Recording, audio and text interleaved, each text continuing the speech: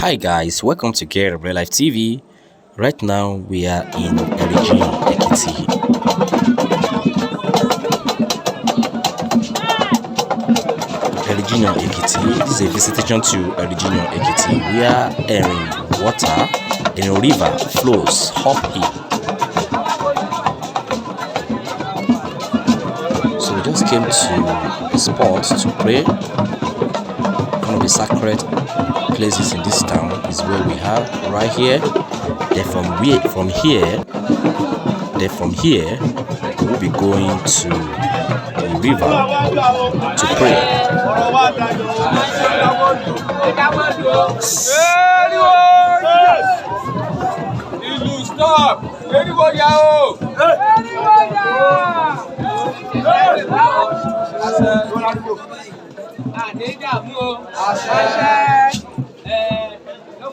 Lọ́wọ́ ajá lọ́wọ́ yín á máa rò pé o. Àṣẹ. Gbogbo nǹkan tẹ́ ẹ lọ́wọ́ lé Ọlọ́run á ṣe fún yín o. Àṣẹ. Ẹ̀sẹ̀ mọ́kàn yín dà níyàn Ọlọ́run á ṣe fún yín lọ́wọ́. Àṣẹ.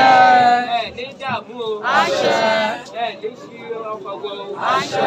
Bẹ́ẹ̀ ṣe wá sí bí lọ́dún yẹn tí ṣe bẹ́ẹ̀ wá lọ́dún tó ń bọ̀. Àṣẹ. Ẹsẹ̀ yín tẹ̀ fi rìn wá sí bí ẹ̀ tó ṣe bẹ́ẹ̀ tó ṣe Omi. Water o.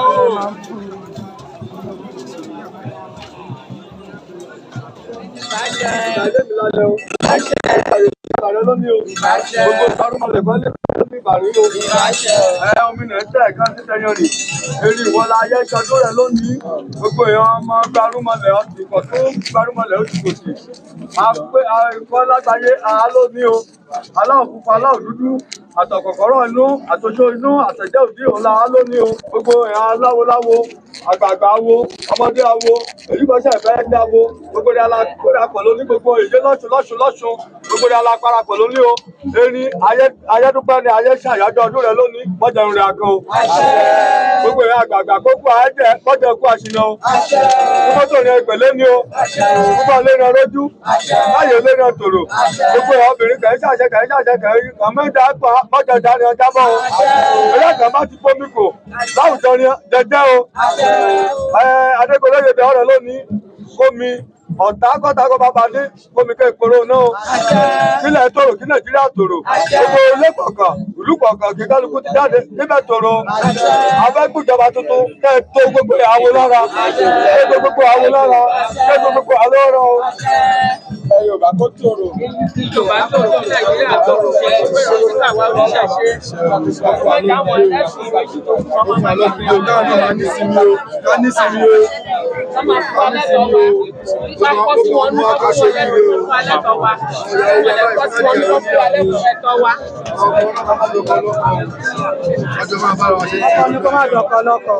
Àwọn náà kọ́ máa pàyàwó níyàwó kọ́ wa kọ́ máa pàyàwó níyàwó. Àwọn náà kọ́ pàyàwó níyàwó. Adé pàyàwó níyàwó ìyàwó agbóláwò gbọdọ̀ ṣé máa ṣe àwọn. Ìgbà tí wàá jáwó fún ìgbà tí wọ́n bá lè pàyàwó ọ̀gbìn.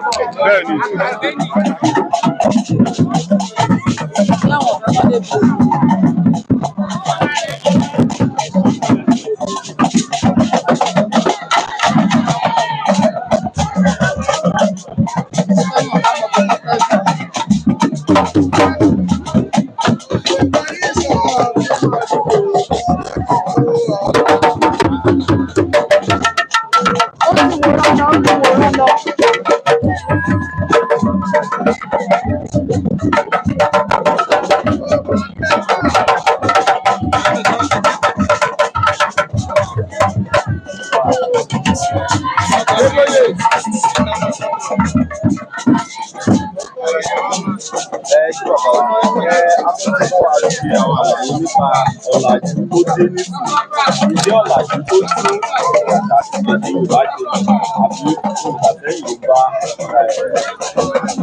Ṣé rí ọ̀làjú? Bàbá mo jẹ́ jáde tí wọ́n tẹ́lẹ̀ pé ọ̀làjú kò wá dé. Wọ́n lè pé Yorùbá ní òdà fún ọ̀làjú.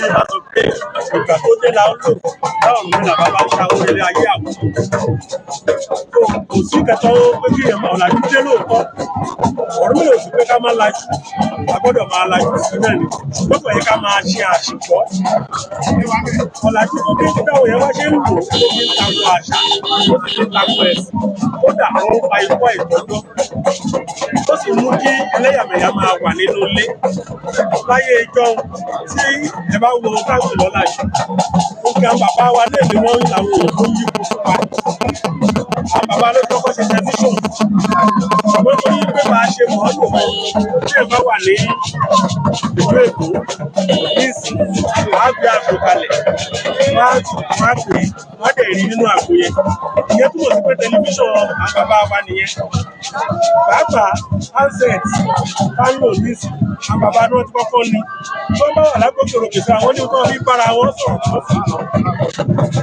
ó jẹ́ pé wọ́n á gbédè ara wọn lágbàáyé láṣegede tó kò sí kẹ̀kẹ́ tó dé láyé òde òní kò sí nígbà kan ìgbó ọ̀làjú yìí bó ṣe ń dé yìí wọ́n wá dé pẹ̀lú ẹ̀sìn wọ́n wá ní òun tó ń gba àìmọ̀ ìtumọ̀ ọ̀làjú wọ́n fi ń fún ẹ̀sìn náà pàápàá ọ̀pọ̀lọpọ̀ nǹkan là ń jẹ tó jẹ́ pé ìwọ̀n ní tọ́làjú ti bá wa débẹ̀ láyé ìjọ tàwa bẹ́ẹ̀ jẹun bàbá fẹ́ bá bí ọmọ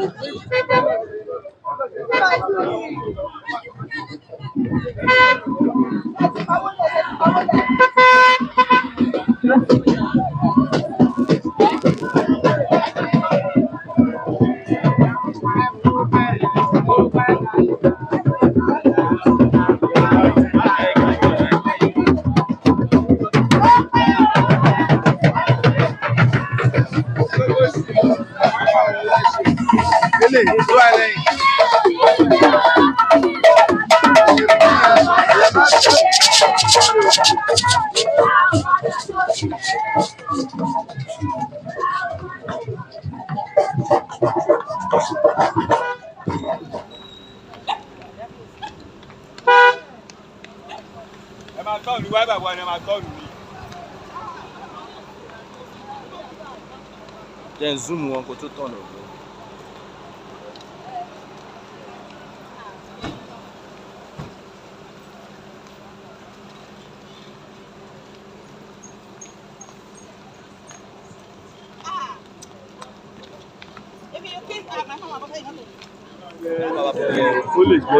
ẹ ṣe sà ọjọ́ àgbèwá ìṣẹ̀ṣẹ̀ àgbèwá bíbí Erinjinyan náà lè mí.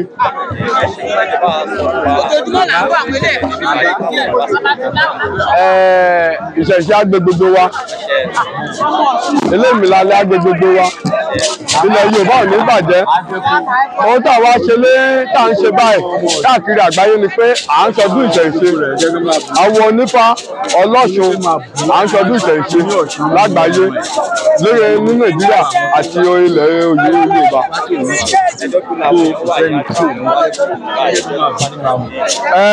Omi erin àyònígbà alárakára èyí Erinjinyan ibẹ̀ la wà èyí tí omi erin ní.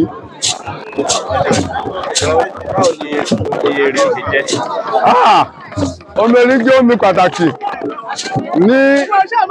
nílẹ̀ Ekiti nílẹ̀ Káàárọ̀ Oòjíire ó dẹ̀ jẹ́ pàtàkì nílùú Erinjinyan.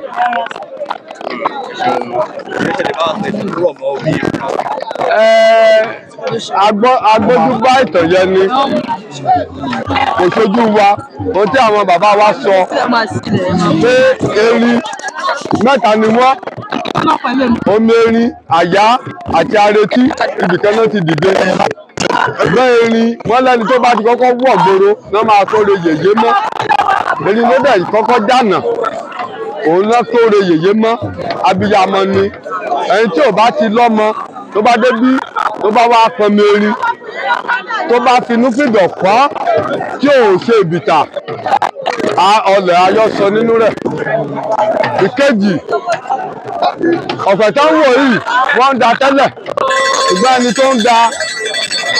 tó dá pẹ̀yẹ òun ló dà pé ó ń ṣàròró òun ni ẹni tó kọjá àjèjì ló kọjá òun ló ṣèpè lómi bí ọ̀pẹ̀ wọn wọ́n ń da wọ́n sì kẹjà ẹ̀ bẹ́ẹ̀ yẹn bá fẹ́ dìjà bẹ́ẹ̀ ṣe pọ̀ kẹjà ẹ̀ bá jáde lónìí ẹni bá fẹ́ dìjà ìbá lóòdù tírágbèsè mẹ́wàá tó bá wá gbé òun tó gbé lọ náà ló máa gbé padà á ṣe kò ní jiná kò dẹ̀ sẹ́ni tó bá ṣòro dọ́dọ̀ erin ò tọ́jú ẹ̀.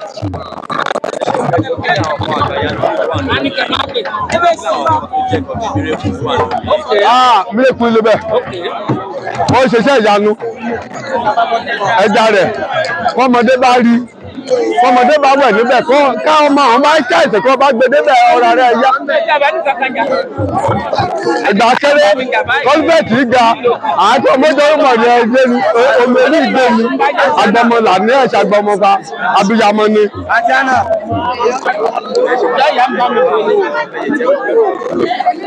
Èmi tí mò ń sọ̀rọ̀ yìí Fátayọ̀ ọmọ Awókòtù Erinjinyan bíbí Erinjinyan ọmọ àdúgbò Ìlófì.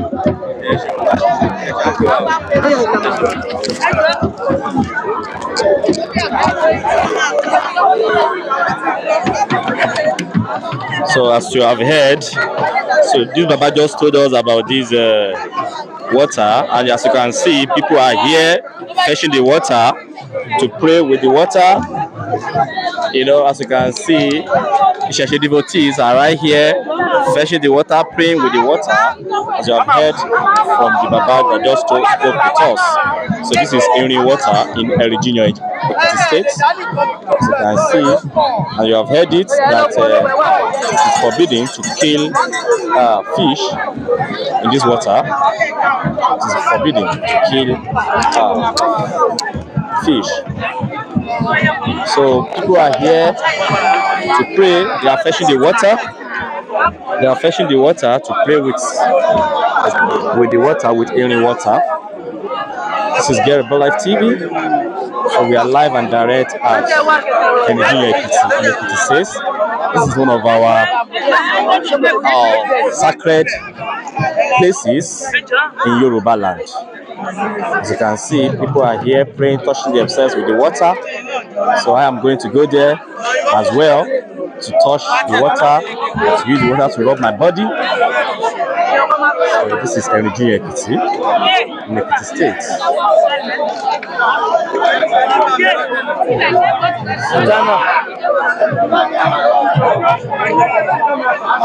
People are here fetching Erin water.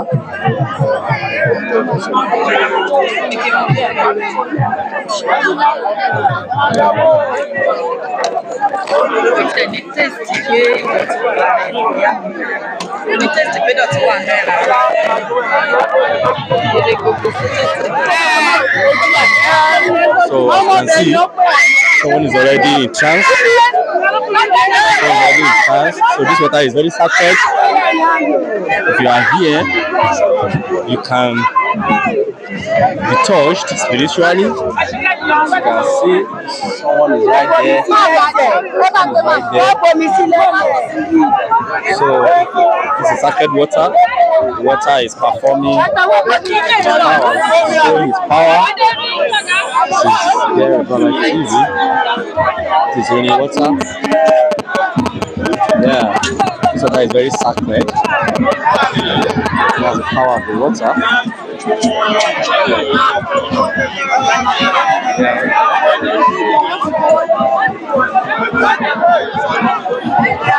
The spirit of the water just visited her. That's why she's kind of going in trance. Yeah, she'll be fine. She'll be fine. She'll be fine.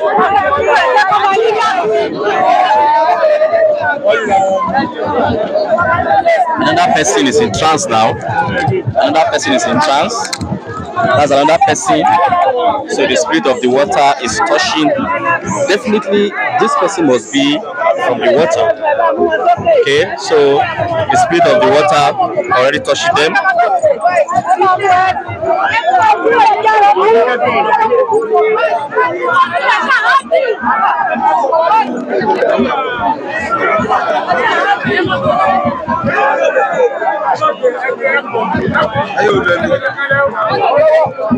So this is how to know. Please hold that.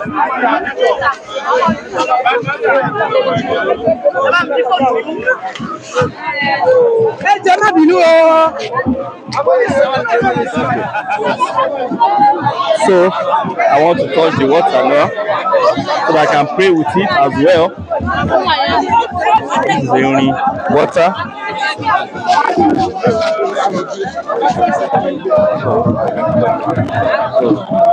Let them in the Okay. Mo lè wẹ̀ sí. Okay. Mo lè fi para, mo lè wẹ̀ sí. Okay. So I was told that I can use the water to rub my body. Rub my body. I'll show you.